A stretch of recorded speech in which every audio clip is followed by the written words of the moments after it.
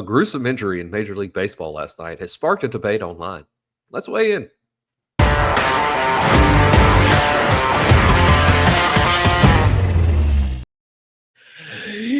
Yes, welcome into the First Pitch Podcast, your daily source of baseball talk here on the Inside Baseball Network. I'm your host, Troy Brock. You can find me on Twitter at TroyBBaseball. He's Drew Crabtree. You can find him on the Twitter machine at DrewCrabtree12. And we are going to get to the Tyler Callihan injury in the Reds-Braves game last night. But first, if you're watching on YouTube, hit that subscribe button, turn on the notification icon so you can be notified when another episode just like this goes live. If you're listening on audio, share the show with your friends. Leave us a 5-star rating. It helps us out tremendously. Send your friends to firstpitchpodcast.com so they can get their daily source of baseball talk. Drew, how you doing this morning? You know, I'm all right. It's a little gross up here in tropical Toledo, Ohio. You know, we had some storms last night and still raining this morning, so it's kind of putting a damper on a beautiful Tuesday morning. But we're here. Yeah, we are here. I'm supposed to be getting that rain at some point later on today, and then it's supposed to rain until through next Monday. So I feel you on that. But we had some baseball yesterday, some good and some bad, and one game was postponed due to some rain in Washington. But the rest of them that were scheduled to take place took place. And the first of those was the Dodgers at the Marlins. Dodgers did what they were supposed to do, and they won 7-4 to move to 24-11. Marlins fall to 13-21. Kirby Yates got his first save of the year. Ben Casparius is now 4-0 with a 2.81 ERA, and Sandy Alcantara is now 2-4 with an 8.42 ERA. Padres at the Yankees, one of the best series this week. 4-3 Padres victory. Padres move to 23-11. Yankees fall to 19-16. Robert Suarez picks up his 14th save of the season. Reds at the Braves. Braves win that one 4-0. AJ Smith-Shawver got the win. He's 2-2 with a 3-even ERA. Brady Singer took the L, 4-2 with a 3.66 ERA. And AJ Smith-Shawver had a no-hitter going very late into that game. I think the 8th inning. But we are, like I said, we are going to talk about the injury a little bit later on. So outside of the injury, Drew, any other thoughts on last night's game? Smith-Shawver was dealing, like you said. It took him until the first batter of the 8th inning, Santiago Espinal, to give up a hit. He was fantastic. The Reds managed to work 5 walks off of him, but they just could not hit the ball where the Braves weren't, because it wasn't like he was striking. He wasn't mowing them down. He finished with 5 strikeouts over 8 innings, and that's something that you should be able to work with. But yeah, it was super disappointing when it came to the plate. Brady Singer, outside of what transpired there, was great. Good. 6 innings, 7 hits, which one of them, 4 runs, all earned somehow, 2 walks, 2 Ks, and then he did give up. He was credited with giving up a home run, to which we will get to later. Brady Singer did what he was supposed to do for the most part. And the Reds lineup has gone ice cold. It's really annoying, but that's something that we're kind of rolling with this year, is the whole hot and cold, up and down-ness of the Reds lineup. I'm starting to get a little concerned about Matt McLain, though. Yeah, and not to be remiss, this is another one of the better series this week, despite the 2 teams' records. But the Braves are now 16-18, Reds are 18-18, and the Braves continue to show that they are one of the preeminent pitching factories in Major League Baseball with the emergence of AJ Smith-Shawver. Giants at the Cubs. Cubs take that one 9-2. And both teams are now 22-14. Matthew Boyd got the win, 3-2, 2.75 ERA, and Roop got the loss, 2-3, 4.89 ERA. Royals hosted the White Sox and won 3-0. They did not play kind as the hosts. The Royals are now 20-16. White Sox fall to 10-25. Cole Reagan's got the win, 2-1, 3.79 ERA, and Carlos Estevez picked up his 10th save of the year. Brewers beat the Astros 5-1 in Milwaukee. They are now 18-18. Astros fall to 17-17. Myers got the win, 1-0, 3.65 ERA. Rodel Blanco took the L, 2-3, but he did lower his ERA to sub-5 at 4.98. Cardinals hosted the Pirates and beat them 6-3. They are now 17-19. Pirates fall to 12-24. Graceffo got the win, 2-0, 7 even ERA. Schugert got the loss, 1-2, 3.68 ERA. And Ryan Helsley picked up his 6th save of the year. Mets and D-backs played a looks like exciting game up there in Arizona. But the Mets did win 5-4. Mets are now 23-13. Diamondbacks fall to 18-17. Griffin Canning got the win, 5-1, 2.50 ERA. Ryan Nelson picked up the L, 1-1, 5.48 ERA. Edwin Diaz picked up his 8th save of the year. Remember when I said faking injuries? 5 in 11 innings. Mariners at the Athletics. Athletics won 7-6. They are now 20-16. Mariners fall to 20-14, only one game ahead of those Athletics. Harris got the win, 1-0, 2.16 ERA, and Legumina. He got the loss, 2-1 with a 3 ERA. I went to school in Alabama. I can't read. Reds legend. Is he really? Well, he was a former Red, and he was kind of awful. But yeah, he was a Red through up until last year. Huh. All righty then. Well, Casey Legumina. Okay. Well, there you go. That was all of today's games, or yesterday's games. We will get to today's games later on in the show. But, Edwin Diaz faked an injury a couple weeks ago to get out of balking a batter. And last night there was an injury that was 100% not faked in the Cincinnati Reds and Atlanta Braves ball game. Matt Olson hit a ball down the left field line. Austin Riley was on base. And Tyler Callihan, Reds rookie, I think this was his 3rd game in Major League Baseball. Third or fourth game in Major League Baseball after debuting last week, was running to his left towards the wall in left field. And we're not going to show the video. If you want to see it, you can look it up. It's all over Twitter. It's pretty gruesome. I will warn you. And in the process, he caught the ball. He 100% caught the ball. There is no denying that. He 100% caught the ball. Full on, Des Bryant caught the ball. Tyler Callihan also caught the ball. But then he plowed into the wall in foul territory down the left field line. And his arm pulled a Harry Potter, for those who understand that reference. It completely shattered and bent in ways it is not supposed to bend. And it was very gruesome. In the process, after he caught the ball, took 2 steps, plowed into the wall, and then fell on the ground in pain while he was lying on the ground, the ball rolled out of his glove because it was his glove hand that shattered. The ball rolled out of his glove. The umpires ruled it not a catch. The base runners continued to run. It wound up being an inside the park home run, scoring 2 of the 4 runs that the Braves scored in that ball game. The Reds challenged the play, challenged the call of not a catch, and the MLB Umpires Association, because, unions, they stuck with their boys and said, you know what, their call was right on the field. And they confirmed it. Not only said that it stands, they said it was confirmed. So there's a lot to unpack here. And before I say anything else, now that I've laid out the situation here at hand, no pun intended, Drew, the floor is yours. I don't understand, honestly. So what I do understand is the rule at hand. So the rule is, from Major League Baseball, a catch is a fielder securing possession of a ball in flight with their hand or glove and maintaining control until they voluntarily and intentionally release it. Essentially, the fielder must demonstrate secure control of the ball and a voluntary release for the catch to be legal. I get it. By the rule of the law, he did not voluntarily release the ball.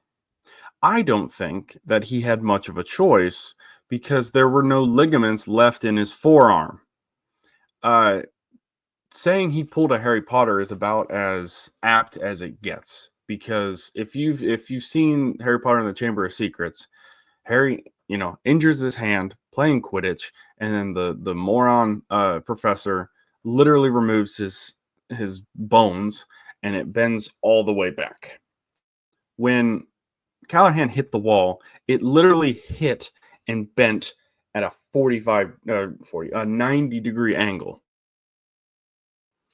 I don't think he had there was no possibility that he had control over his fingers and his grip strength when his radius and ulna were shattered, and the muscles and tendons and ligaments in his arm are going to be destroyed.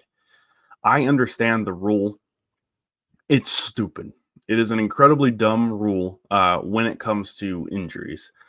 I wrote an article for Athlon Sports, and it is legitimately just this rant. And I've shared it, and the majority of the comments that I've gotten are, you can't really legislate this kind of thing out.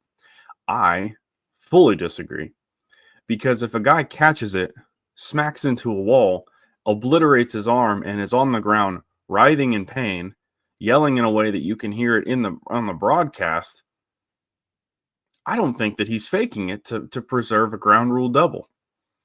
If his arm shatters and bends at a 90-degree angle, I don't think that he's faking it. So when there is a legitimate case for an injury like this, my proposal is to treat it like a ground rule double. Like, whenever it gets stuck in the wall, when an outfielder is running and it gets slightly sort of lodged into the bottom of the wall, which that rule is kind of dumb as it is. But my whole thing with this is, it is incredibly rigid and incredibly cold, honestly, to say that Tyler Callihan did not make that catch. If it were football, obviously it's not football, but if it were football, he made 2 steps and he made a baseball move, which was essentially bracing himself to crash into the wall. In football, that would have been a fumble. Unless he was in the end zone, then it would have been a touchdown. It's the same thing here. He made the catch. He put 2 feet down, had full possession of it, hit the wall. If that wall were 6 inches to the left, if that, it would have been a completed catch. But because the fact that he ran into the wall at full bore and completely obliterated his arm, taking away any possibility of him using that left hand in general, he's punished. And it was ruled, like you said, an inside the park home run, which I find to be incredible. So I understand the nuance of this, and I understand that it's baseball, and you have to take advantage of what's in front of you. I don't know if I could stomach myself. Now, I speak as someone who was god-awful at baseball. I don't know if I could stomach if I hit a ball and the kid is on the ground writhing in pain. I don't know if I'm going to, walk my happy little butt around the bases and take advantage of it and, get an inside the park home run.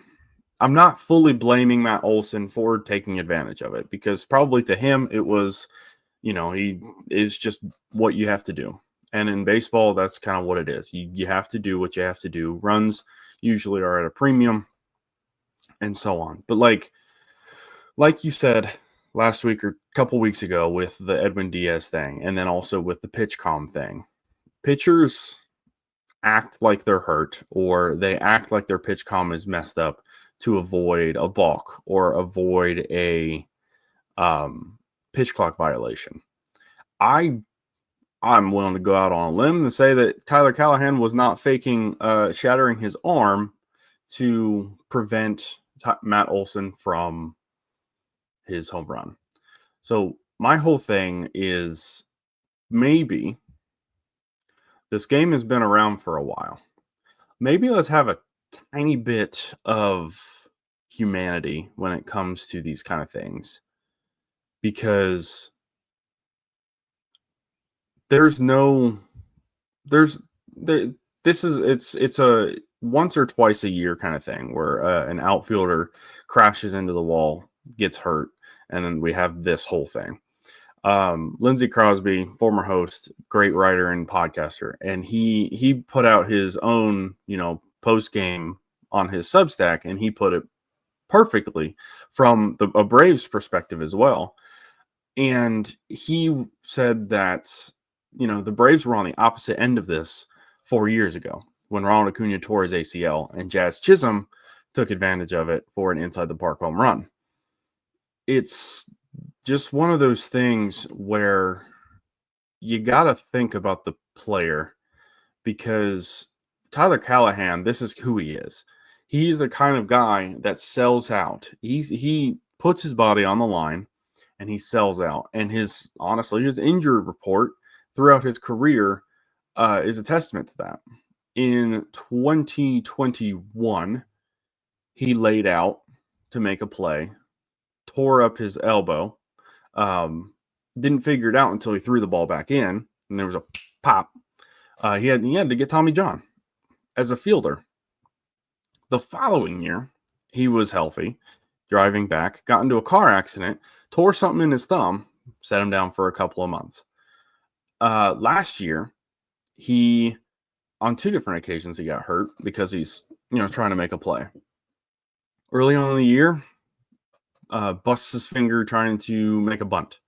And then later on in the year, I think it was in August, it was the same exact play.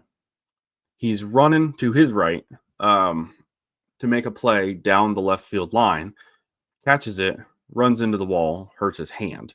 Thankfully, at least at that point, it wasn't nearly as serious. But the whole thing to me is that there was no possibility that he did not catch that ball. And it wasn't like he dropped it like, me in the outfield. It wasn't like he actually dropped it. He didn't have an opportunity to make that decision. He crashed into the wall and probably lost all control of from here on. Like, what is he supposed to do in that instance? It's just, it's heartless, but that's, America. You kind of just have to deal with it at this point. And I said that in the Athlon Sports article, is baseball is America's pastime, and it gives us both the best and the worst of who we are. And the worst is that it's just straight up cold numbers, and you take advantage of what's in front of you, regardless of how right or ethical it may be. I'm just like, losing the game. It is what it is. The Reds were going to lose that game because even with that inside the park home run, they would have lost 2-0. It was what it was. The lineup was not hitting. I do think that injury deflated them completely. Their demeanor throughout the game was quite quiet and somber, because of the fact that they just watched that happen. And I think the Reds have benefited from stuff like that before. And I'm willing to say that if it were the other way around, they probably would have called it a catch. But it's just one of those things that makes me really disappointed in Major League Baseball. Because, yeah, I get it. There could be guys out there that fake injuries. But like you said on that podcast with the Edwin Diaz thing, if you got a guy that is hurt that causes a stoppage of play, in this case, Callihan getting hurt, maybe call it a ground rule double at that point, considering the fact that he's writhing in pain on the ground, unable to stand up because he's dealing with this, they need at least a 10-day IL stint. And it would be the same thing if a guy was faking it in the outfield.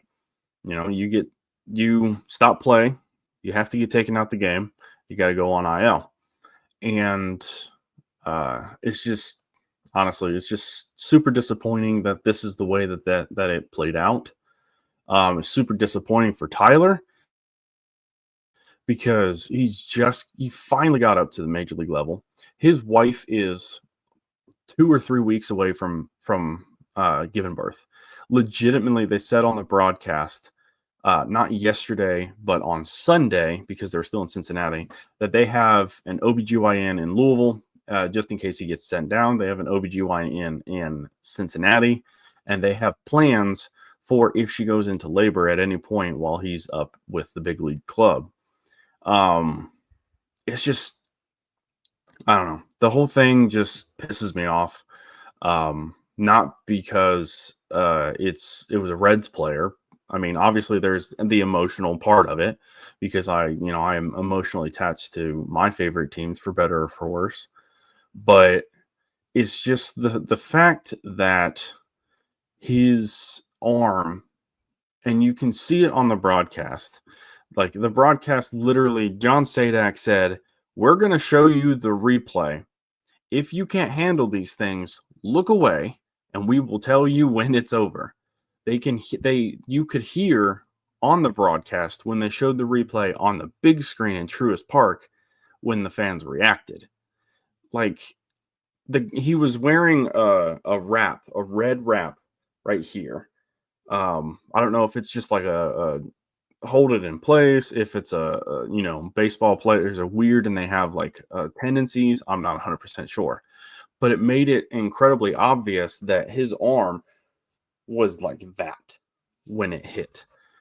And so when it's something as blatantly obvious as that, you gotta step in and do something. And I have never had any kind of confidence in MLB umpiring, especially with MLB replay review, because the Reds have been on some weird ends of those. Like it's been as obvious as it can be, and they're just like, no, the guy on the field's got it right. You obviously see it in the NFL too, but it's way more prevalent in Major League Baseball. I'm a union guy and a union supporter and everything like that, but MLB umpire union it's up there with like cop unions on how powerful it is, because they have the ability to sway the game in a way that you don't see in most other sports, because we see these calls that are blatantly wrong on the field, and then they're like, all right, we're going to challenge it, and New York is like, what are you doing? No, the umpire, it doesn't matter if he was wrong, the umpire's right. So I'm looking forward to robot umps. That part of it's not going to be fixed, unfortunately, because that part of the game is the human element. But balls and strikes need to be need to be robot. But when just plain and simple, if I was Terry Francona, I'd have been tossed. I would have said some things that would have gotten FanDuel Sports a letter from the FCC. Like it would have been so apparent. It would have been obvious. You would have been able to hear me from the broadcast booth. It would have been a Bobby Cox, Bobby Knight, all wrapped into one. That was one thing I loved about David Bell. That was the only thing I loved about David Bell, but that was the one thing I really loved about him. He went to fight for his players. He got thrown out of so many games, and sometimes it was just to rile him up, which is great. I don't think Tito has that kind of a dog in him, at least at this point in his life, but in this instance, he absolutely should have. He 100% should have given those umpires an earful.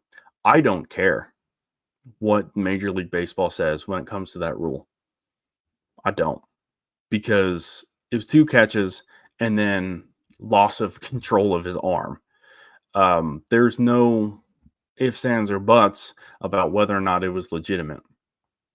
And if it was me, if I was anywhere on that coaching staff, it would have. I've been thrown out of games as an assistant coach. I have a bit of a I have anger issues, but if I was Terry Francona, I would have got my money's worth. It would have been one of those. All right, we're cutting to commercial. They come back to commercial, and I'm still going because Tyler Callihan sold out, made the catch, and his season is probably over because he made the mistake of crashing into the left field wall. It's just disappointing. So, Troy, what are your feelings on this whole situation? I know that you're kind of in the same wavelength, especially with like the players faking injuries. It just so happened that it was a Mets player that was doing it. But what are your feelings on this whole pile of horse manure? Yeah, no, I think there's a lot of things that go into this entire situation on the whole from a bunch of different inputs. And real quick, I do want to say that I too have almost been thrown out of a game as an assistant coach of my son's t-ball team. So it's yeah, I wasn't I'm right. almost thrown out. I was tossed. I was sent to the bus because I coached soccer. I was an assistant coach. This ref was god awful, and I was legitimately down his throat the whole game. He came over. He's like, "Coach, I'm giving you a yellow. You got to chill out." And he had a southern accent, so I was like, "Yes, sir." And he was like, "That's enough." So he sent me off, and I was about to cut across the field. He's like, "No, walk around the field." I'm like, "You are a god awful ref." And it was like the second game of that season, and I got a stern talking to from my athletic director. He's like, you can't do that." I'm like, "I know." I had to pay a fine. I had to take anger management coaching classes. It was the worst thing in the world. I shut up for the rest of the season. Well, he is a ginger, ladies and gentlemen. But yeah, no. So first and foremost, it was 100% a catch. I don't care what the rule book says. He caught that ball. It should have been an out. And that is all there is to it. Regardless of what the umpire said on the field, he caught the ball. It wasn't out. Regardless of what the referee said on the field 10 years ago, Des Bryant caught the ball. It was a touchdown. Yeah, I'll agree with that. As far as, and I agree also that, of course, I talked about it last week or the week before, that if Major League Baseball is worried about players faking an injury in order to stop play or to keep from bad things happening, like a balk, then once they stop play for an injury, regardless of if it's real or fake, automatic injured list stint. Whatever the minimum injured list stint is. If it's a position player, it's 10 days. If it's a pitcher, it's 15 days. And so, that is a quick way to say, hey, we're not going to be the NBA. We're not going to be soccer. We're not going to be NFL. We're not going to have these flopping bullshit. If you're going to be hurt, you're going to be hurt and you're not going to play for the minimum time required. And so, that is that. I, as an outside perspective on this, because you shared Lindsay's perspective from our friend of the pod, Lindsay Crosby, who of course has the Braves perspective. You have the Reds perspective. As an outside perspective on this, I don't necessarily, and I know you said that you also understand. I understand Matt Olson continuing to run the play out. And I will also say in his defense, and this may not be the case for him, he is an elite level athlete. I am 5'9" and 200 plus pounds.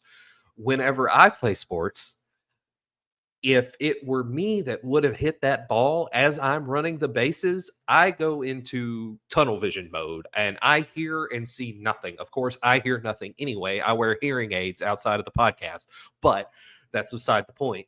I hear and see nothing.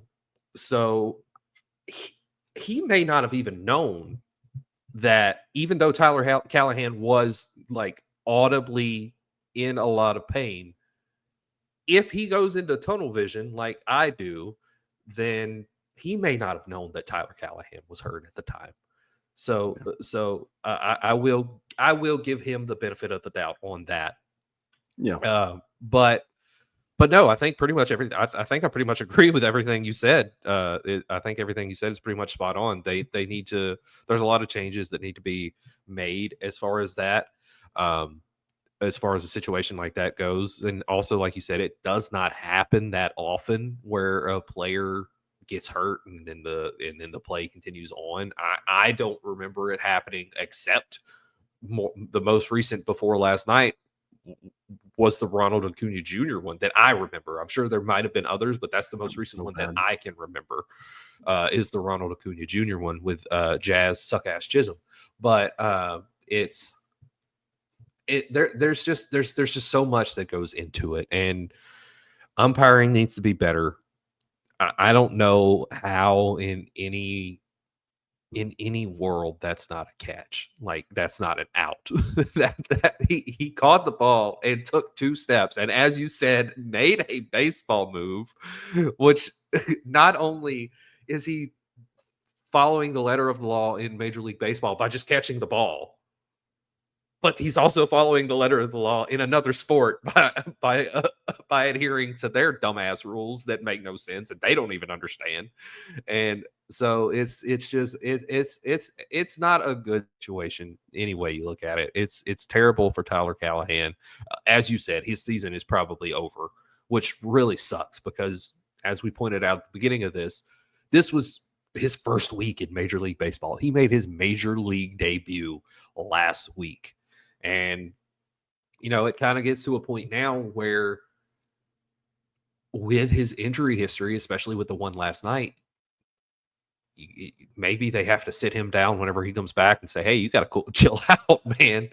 You gotta stop going 150% and, dial it down to 100%. We appreciate the effort. We appreciate your love of the game. We appreciate you selling out to do what's best for your team, but we want to keep you on the field for as long as possible. And if you're going to be giving 150%, you're going to be off the field a lot.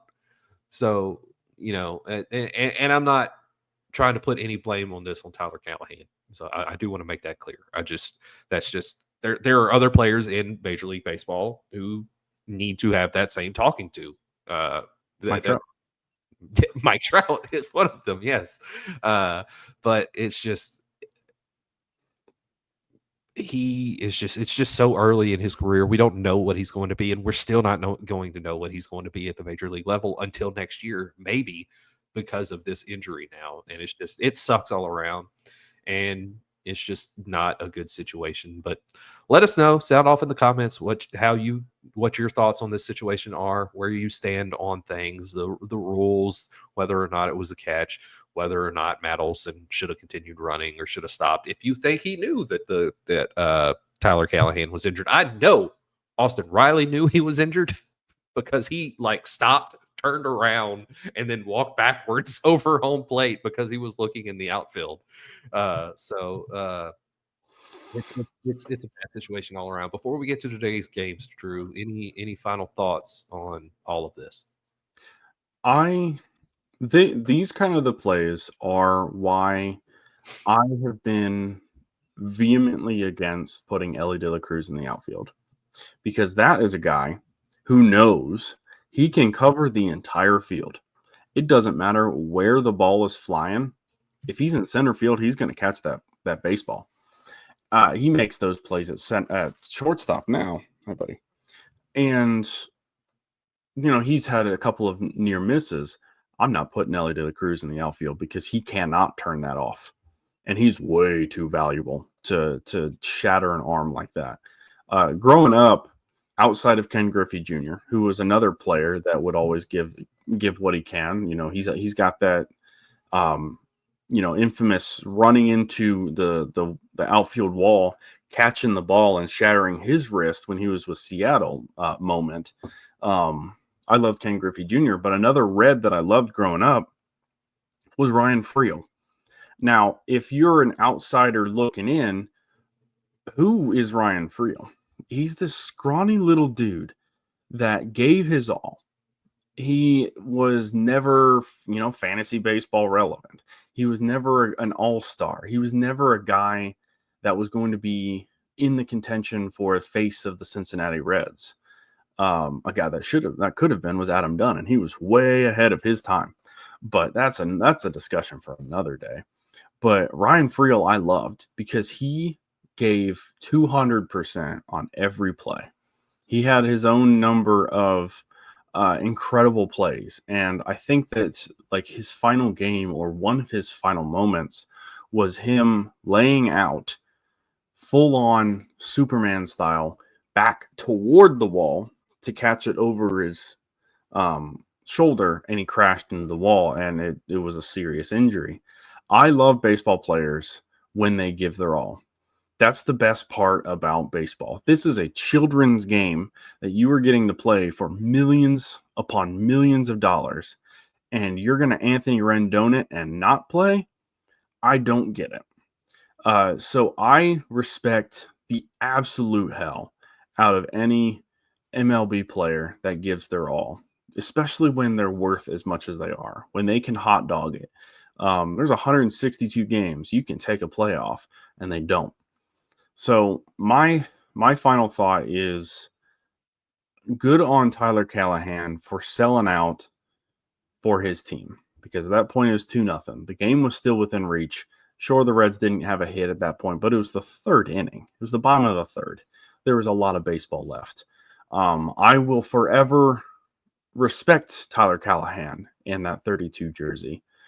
And I really hope that once he is healthy, he gets a legitimate shot at the big league club and he just balls out.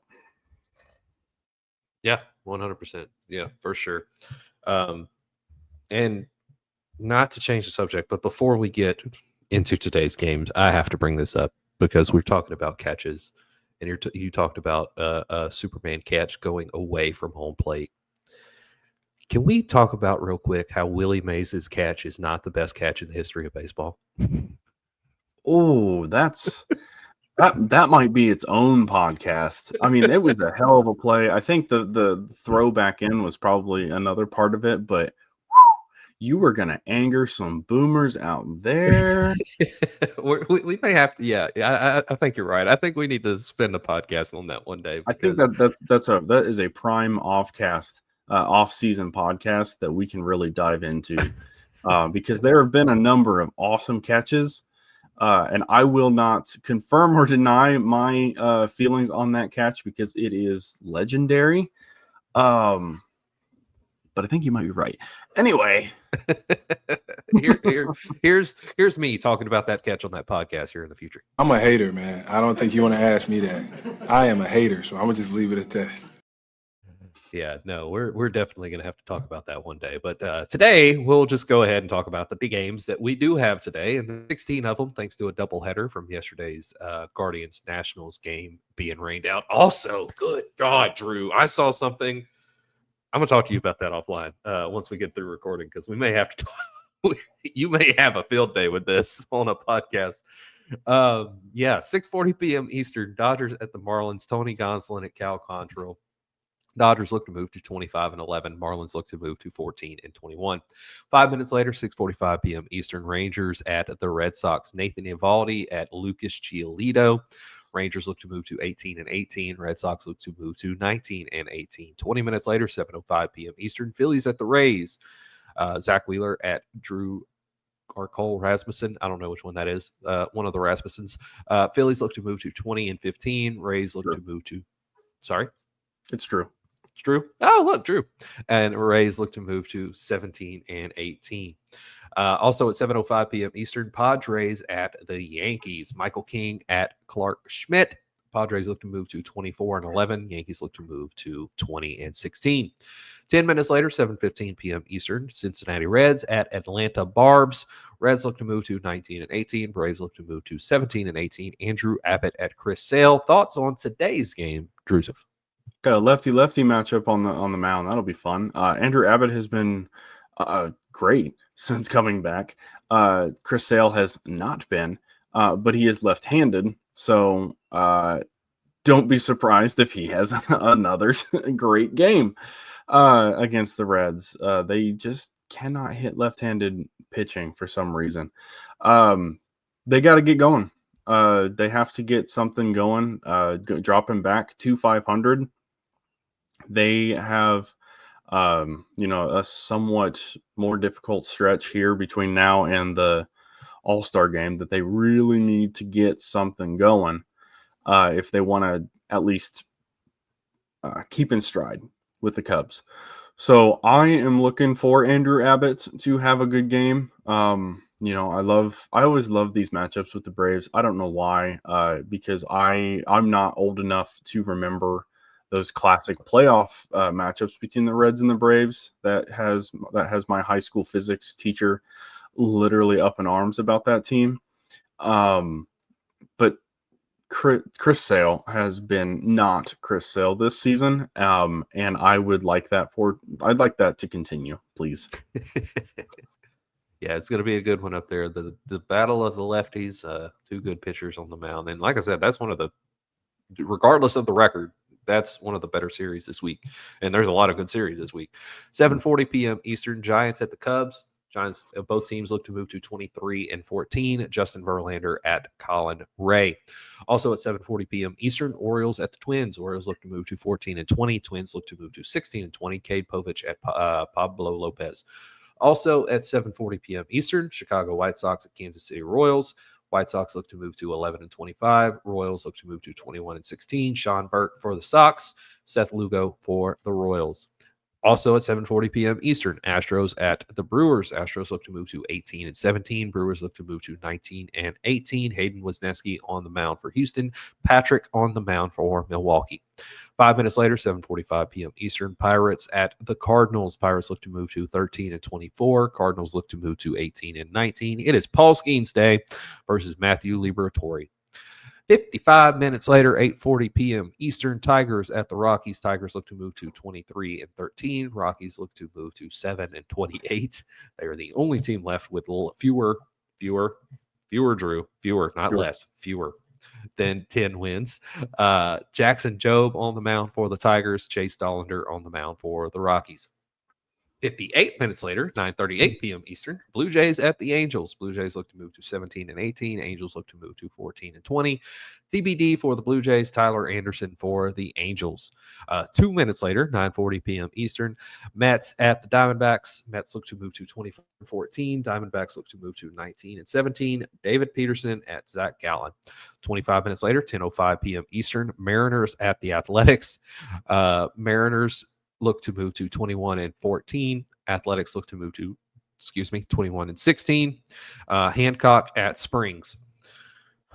6 hours and 30 minutes before that, the Guardians at the Nationals, game one of their doubleheader.